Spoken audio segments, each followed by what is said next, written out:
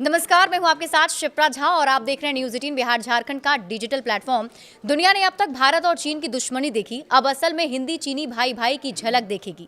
सीमा पर तनाव कमते ही चीन से दुश्मनी अब खत्म होने लगी है। दोनों देशों के बीच अब दोस्ती की नई शुरुआत हो चुकी है। भारत और चीन ने तल्ख रिश्ते को भूलकर अपने कदम आगे बढ़ा दिए हैं। अमेरिका के ट्रंप टैरिफ के बीच भारत और चीन के रिश्तों पर जमी बर्फ अब पिघलने लगी है। यही कारण है कि भारत और चीन अपने कारोबार को नई ऊंचाइयों पर ले जाना चाहते हैं। जी हाँ, अब चीनी कंपनियों के लिए भारत में सरकारी ठेकों के दरवाजे खुल सकते हैं। भारत सरकार का वित्त मंत्रालय इस प्लान पर काम कर रहा है।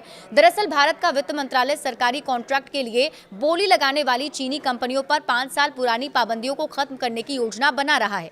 माना जा रहा है कि नई दिल्ली सीमा पर कम हुए तनाव के माहौल में कमर्शियल संबंधों को फिर से शुरू करना चाहता है। ऐसे में अब इन चीनी कंपनियों को भारत में सरकारी ठेकों में हिस्सा लेने का मौका मिलेगा। किस नियम से चीनी कंपनियों को हटाया गया? तो चीनी कंपनियों पर भारत में ठेकों के लिए ये प्रतिबंध 2020 में लगाए गए थे। उस समय भारत और चीन की सेनाओं में गलवान में झड़प हुई थी और इसमें दोनों ओर के कई सैनिक शहीद हुए थे। पहले चीनी कंपनियों को सरकारी ठेकों के लिए रजिस्ट्रेशन कराना पड़ता था, उन्हें राजनीतिक और सुरक्षा मंजूरी भी लेनी होती थी। इन उपायों ने प्रभावी रूप से चीनी कंपनियों को भारतीय सरकारी कॉन्ट्रैक्ट के लिए प्रतिस्पर्धा करने से रोक दिया था। इन नियमों से चीनी कंपनियां सरकारी ठेकों से बाहर रह गई।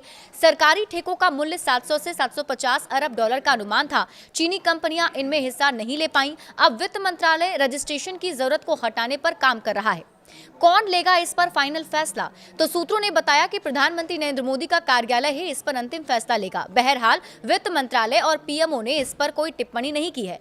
और इसके साथ ही आपको बता दें कि इस खबर को इस रिपोर्ट के मुताबिक सूत्रों का कहना है कि इन प्रतिबंधों से भारत को नुकसान हुआ है और कई सरकारी विभाग में कमी और देरी हुई है। उदाहरण के लिए 2020 के बाद चीन की सरकारी कंपनी CRRC को एक ट्रेन बनाने के 216 मिलियन डॉलर के ठेके से बाहर कर दिया गया। अन्य विभागों ने भी चीनी कंपनियों से प्रतिबंध हटाने की मांग की है, कारण कि इससे प्रोजेक्ट समय पर पूरे नहीं हो पाए। पूर्व कैबिनेट सचिव राजीव गौबा की अध्यक्षता वाली एक उच्च स्तरीय समिति ने भी पाबंदियों में ढील देने की सिफारिश की है। राजीव गौबा एक प्रमुख सरकारी थिंक टैंक के सदस्य हैं। ऑब्जर्वर रिसर्च फाउंडेशन की 2024 की रिपोर्ट के मुताबिक भारत की ओर से पाबंदियां लगाने के तुरंत बाद चीनी बोली लगाने वालों को दिए गए नए प्रोजेक्ट का मूल्य 1 साल पहले की तुलना में 27% गिरकर 2021 में करीब 1.67 बिलियन हो गया है। खास तौर पर पावर सेक्टर के लिए चीन से इक्विपमेंट के इंपोर्ट पर रोक ने अगले दशक में भारत की थर्मल पावर कैपेसिटी को लगभग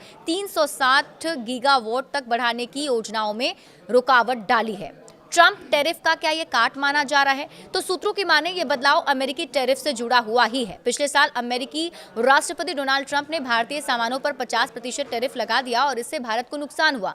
ट्रंप ने पाकिस्तान से भी संबंध सुधारे। ऐसे में भारत ने चीन से रिश्ते बेहतर करने का रास्ता चुना है। पीएम मोदी ने 7 साल बाद चीन का दौरा किया। उन्होंने गहरे व्यापारिक संबंध बनाने पर सहमति जताई और इस दौरे के बाद उन्होंने देशों में सीधी उड़ानें शुरू की। भारत ने चीनी पेशेवरों के लिए बिजनेस वीजा का प्रक्रिया आसान किया। बहरहाल अभी चीनी कंपनियों से विदेशी प्रत्यक्ष निवेश पर प्रतिबंध अभी बने रहेंगे।